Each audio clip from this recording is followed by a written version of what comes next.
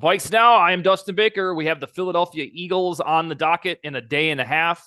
Correspondingly, I'm here to talk to Josh Frey. We thought we were going to be talking about a 1-0 Vikings team with a puncher's chance to go into Lincoln Financial Field, but we're talking about an 0-1 team, and we're kind of dreading this matchup. And if the Vikings lose this thing, we're setting up for a desperation game in week 3, if you can believe that. All of that said, how are you, sir? I'm good, man. Kind of finally getting over the sting of Sunday. Did not expect that showing at all. I mean, the offense looked pretty dang good for most of the game, and then just came down to the silly mistakes and the defense just not showing up at the exact wrong times. But we'll see what we can do on Thursday.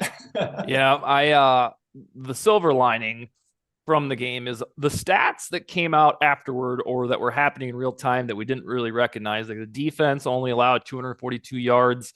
Evidently, per Ben Baldwin's pass protection metric, the Vikings were actually good with pass protection. It sure as F didn't feel like it. But we're going to get into all that because I've asked you, kind sir, to come up with three things that went wrong or three things that caused the Vikings to lose. And then we'll go with three items that need to be fixed in order for Vikings to pull off this upset. They're 7-point underdogs. So with no further ado, give me one thing that went haywire that the Vikings lost accordingly to the Bucs. I mean, first and foremost, you just have to cut out all the silly turnovers. I mean, the red zone interception that Kirk Cousins threw. I mean, it's not the worst throw in the world. Like getting behind KJ Osborne a little bit to avoid him getting hit by that safety coming in. I understand it. But when you're that dang close to the end zone, you just cannot afford to make a throw that's not perfect or just get rid of the ball, go to another play. Like it was first down when he threw that ball. So at worst case scenario, you just have to throw that ball away and go on to the next play and live another day. But yeah, that turnover, that stung a lot. And then the Ed Ingram debacle where he punched the ball out of Austin Schlottman's hand on the snap. And then the strip sack by Antoine Winfield that was close to the red zone as well. So we're looking at if one of those things don't happen, the Vikings probably win that game. So first and foremost, that just stung a lot. Yeah, it was bizarre that the turnover differential was 0-3, and it felt like the game was winnable pretty much the entire time. That's not supposed to happen. It's a testament to how the Vikings stayed in it.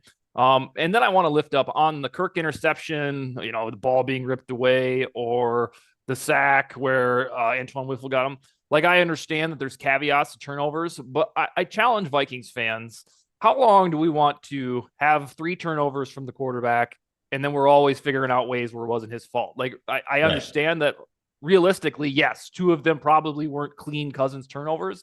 But before I found this Vikings writing career, I was a manager for most of my life. And when somebody would come up to me and be like, well, yeah, this happened, but it wasn't my fault.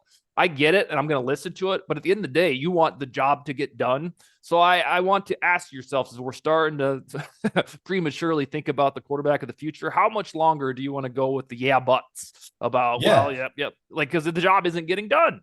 And I mean, on that Ed Ingram, that debacle that happened with that snap, Cousins was just watching it happen. He didn't even he was under center on that play. He could have easily just fallen on that ball. Instead, he just watched the Tampa Bay Buccaneers pick that ball up and then they went and kicked the field goal. Like at the end of the day, if you want to win a game, you have to be willing to make these kind of plays to save a possession because you just can't let that stuff happen. Yeah, and to clarify, I'm certainly not out on Kirk, nor are you. No. But just to get the viewers thinking, like, I understand, but ultimately you have to win football games if you want to effectuate this long-awaited Super Bowl run. And when the quarterback turns it over 3 times, even when you put it in context, it's like, he still turned it over. If we're going to make excuses, then maybe we should pivot to an era where we don't have to do that anymore. All right, week 1 rust. We hope that explains the turnovers. We shall see in living color Thursday night. What's number 2, sir? Number 2, I just think first they just need to get more efficient in the running game, and then they just those screen passes out to the tight ends. Like CJ Ham had 3 targets in that game. I don't think that should have happened to begin with. He's there for pass blocking, and that's just about it. I just don't think that there's any world where he should be getting 3 targets and then TJ Hawkinson getting 4 yards per reception or something like that. Those screen, they need to clean up their blocking in the screen game and just find a way to move the ball on the ground, because averaging like 2.5 yards a carry is just not going to get it done, especially against the Eagles defense that you can be dang sure that they're going to be able to run the ball pretty well with DeAndre Swift in the backfield, Jalen Hurts being the QB that he is, being able to find open space when the pocket breaks down and just design runs. So they need to find a way to control the clock and be more efficient in the screen game and the passing game. Yeah, they love that, trying to get that Hawkinson play going. Eventually, sometime it's either going to work or they're going to keep doing it. We're going to roll our eyes every time. And on the running game, it was particularly frustrating because all offseason they reiterated it was a point of emphasis. Alexander Mattison said it. I think Josh Oliver said it. Kevin Connell certainly said it. And that's fine. They still got 17 weeks to get it going, but out of the gate, exact same thing as last year. And even I'd say worse. I'd say worse than last year. That was pretty bad. Yeah, it was. And then you can't. Madison did have that really sweet touchdown that was all him. So this isn't a blame game of Madison, but I think on the whole, and this isn't to say they need to establish the run and go back to the Zimmer ways, but if they're going to intermix, if they want to keep the time of possession even, which they did for the most part against the Bucs, but then they had the 3 damn turnovers, they've got to figure out a way to run the ball more efficiently. So I'm 100% with you. What is your final one before we move on to how the Vikings can actually beat the Eagles if it's possible? I mean, finally, it's just you have to find a way to get Justin Jefferson involved in the second half of that game. Like, there's no reason for him to go off for 140 yards almost in the first half and only get 2 catches in the second half. Like, especially when there are 2 you only get 3. You only have 3 possessions, first of all, in the second half. Wild. Mm-hmm. That was absolutely crazy. But when 2 of them are 3 and outs, and on a possession that's basically for the game, you don't even really turn to Justin Jefferson at all. Like, I don't know. I mean, maybe there's some sort of thing where the coverage was just too good from Tampa Bay, which I mean is explainable, considering their cornerbacks, their safety. They're one of the best defenses in the league, so that makes sense. But with the game on the line, I want the best player to have the ball in his hands, and they just didn't do that at all.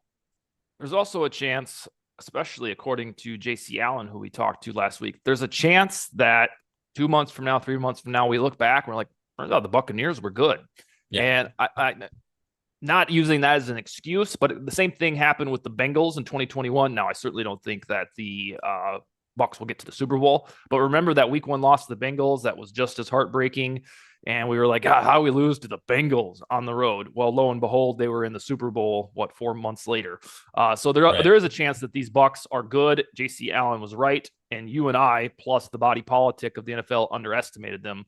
Not that matters anymore, but it would explain away why we thought that would be kind of a rollover game. And then you go lose to Philly, you're 1-1, getting back on track against the Chargers. But with that said about Philly, now these might bump up against each other because I just asked you to give a laundry list of the Vikings sins, and now we need to know what to correct. If the Vikings pull off a 7-point underdog status, what's the first reason they're going to be able to do it? I think you have to get some improvement from both Austin Schlottman and Ed Ingram in the pass protection, because outside of those 2 guys, I think that the offensive line did pretty dang well. Like you alluded to, they were top 10 in that ranking, but Ed Ingram was absolutely horrendous. He had 4 pressures, that the 2 hits, the sack, and then Schlottman, I get it. He was thrown into the fire against Vita Vea, one of the best nose tackles that we've ever seen in the NFL. So I get it from that standpoint that, yeah, there was going to be some sort of struggle there. But this pass protection has got to be a lot better heading into Philadelphia, because Jalen Carter is going to be coming. He had 8 pressures in his NFL debut, which this guy looks like a stud already. And then they got Fletcher Cox next to him as well. They've got all sorts of talent all over their defensive front, and the offensive line is going to have to be in tip-top shape. Yeah, and it's a grim prognosis because there are few defensive fronts, especially in the interior of a line, that are more gruesome as a task when you're trying to get right for a guy like Ed Ingram. And it's I think it's one of the primary reasons that you and I and others look at this matchup and we're like, well, 0-2, here we come, is because the trenches are so lopsided, or at least they are in the last decade for the Vikings, going up against a juggernaut like the Eagles. But it's a very Viking way that when we don't expect much from them, then they show up and do the thing. And the Ben Baldwin stat does give me a little optimism to think, all right, well, maybe Ingram was solely the problem, and perhaps he's not destined to have two turds in a row. Yeah, I mean Christian Darrisaw didn't have his best game Yeah. over the weekend either, but I think that his talent speaks for itself. He's going to get a lot better as the season goes on. I think that was kind of just week one rust from him. But as for Cleveland, he Yeah. quietly put together a really dang good game in terms of pass protection. I think he was the seventh best guard in terms of PFF for pass protection last week with grade over 84. So if he continues to do that, then the things look a lot better for the Vikings, especially if they get Bradbury back into the lineup. Maybe not this week, but next week against the Chargers. His improvement last year was very good in that area. So overall, if you got 4 out of 5 guys that are at least decent in terms of pass protection, you're probably going to be all right. Yep, and it's a wonderful test, win, lose, or draw. If they hold their own against the Eagles front, then it will lighten up tremendously for until they play the 49ers, basically. It won't be quite a murderer's row. You won't have Vita Vea and you won't have Jalen Carter. And I told you off air, you sent me the stat about Carter's pressures. I said the best part of that stat is he doesn't play for the Bears. He's not a Chicago Bear. Good work, very Chicago. easily, like screaming billboard flashing lights, should have been drafted by the Bears, but they said no thanks. They selected some nincompoop offensive tackle who didn't play well in his first game. Still has a long way to go. What's number two on how the Vikings could turn this around? Second thing, I think they need to attack the secondary. James Bradbury's probably not going to be playing with his concussion. Nakobe Dean's on IR with his foot injury. So with a limited back end of that defense, the defensive front's going to be great. But if they can sneak a Jordan Addison play in there like last week where he goes off for a 40-yard touchdown again, I think they need to be able, I think they need to find a way to push the ball downfield against this limited secondary. But it's kind of crazy to say that Philadelphia is limited in the secondary considering all the names, but with Bradbury out, that takes out one of their top corners from last week and last season. So there should be some sort of mismatch in that secondary this weekend. When I look at the matchup in the depth chart in light of Nakobe Dean and James Bradbury out, I quickly found out that all of the that we have about the Eagles defense is up front, the depth. Yes. Yes. It gets very shallow in the secondary right and now. I think that makes sense that they'd have some comeuppance there. They can't do this all over the place. For instance, unless I got this wrong, Christian Ellis seems on deck to start at linebacker, and he was a Vikings quasi practice squatter 3 years ago. So they also signed Nicholas Morrow yesterday, but I mean, who knows if he's going to be able to pick up the defense that quickly? That's a really fast turnaround too. Well, that's what I was wondering, on Monday and yesterday about the Vikings, how they should sign Dalton Reisner. I get it. I'm right there with everybody. But I don't know if the guy's going to play Thursday night, folks. No. There were prominent voices on Twitter or the X app saying you just sign Dalton Reisner for this Eagles game. I don't think he's going to come in and play 2 days later, guys and gals. But all right, so you're talking me into it a little bit here. What's the final thing that can set the Vikings apart and pull off this damn upset? I think it just comes down to these cornerbacks again. Caleb Evans had a pretty dang good day on Sunday against the Buccaneers, kind of shutting down the combination of Mike Evans and Chris Godwin. Neither one of them had super spectacular days. They came in and Mike Evans had that touchdown, which is going to happen against a Brian Flores defense where you're blitzing so much. But other than that, I don't think these two guys really did all that much. And he's going to need to do that again with a duo of AJ Brown and Devonta Smith. This is one of the top duos at wide receiver in the entire league. And if Caleb Evans can do the same sort of thing that he did on Sunday, I think the Vikings have a chance. Yep. And then Byron Murphy will shadow one of those guys and Evans on the other, and maybe some help in between.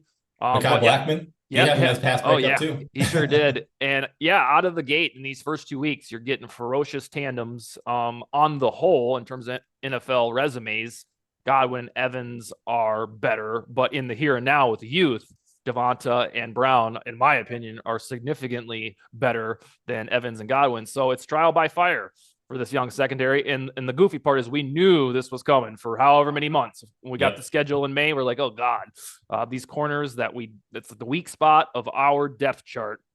is going up against the strong parts of their depth chart out of the gate. And then next week, it is Keenan Allen, Mike Williams, and Quentin Johnson if he gets off the schneid. So, all right. I know that we both don't think the Vikings will win. I think the Eagles pulling out 24-17, and yours is a similar score, correct? Yeah, I think with Bradbury probably being out, I'm actually going to change mine a little bit. I originally said 24-13. I'm going to say 24-20. I think the Vikings cover the spread. It's going to be a close game with some of the pieces missing from their defense. Fletcher Cox potentially being a little bit limited with his rib injury that seems to be lingering a little bit here. So yeah, close game, but Eagles win again. And when you and I talk next week, if we are correct, hopefully we are not. Hopefully we're outlandishly wrong. This is going to be a damn desperation game because I know there is a way to come back from 0-3, but in terms of the community, the NFL Vikings community, we're going to start hearing about trade Kirk to the Jets. If we haven't heard it already, we're going to hear about just tank the thing for Caleb. If they get to 0-3, I really don't think that will happen. I do think Kevin O'Connell is a very good head coach. I think he'll have them ready to play, but even their A game probably isn't good enough to win on the road at Philadelphia. But it should give them a moral victory to be ready for the Chargers. Is that a fair assessment?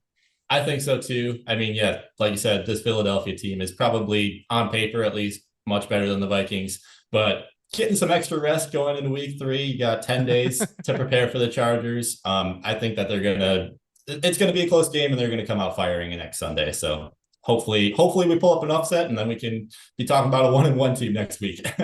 Yeah, and the Vikings have not lost back-to-back games under Kevin O'Connell. He's only been a coach for 1 season, but they didn't do it last year.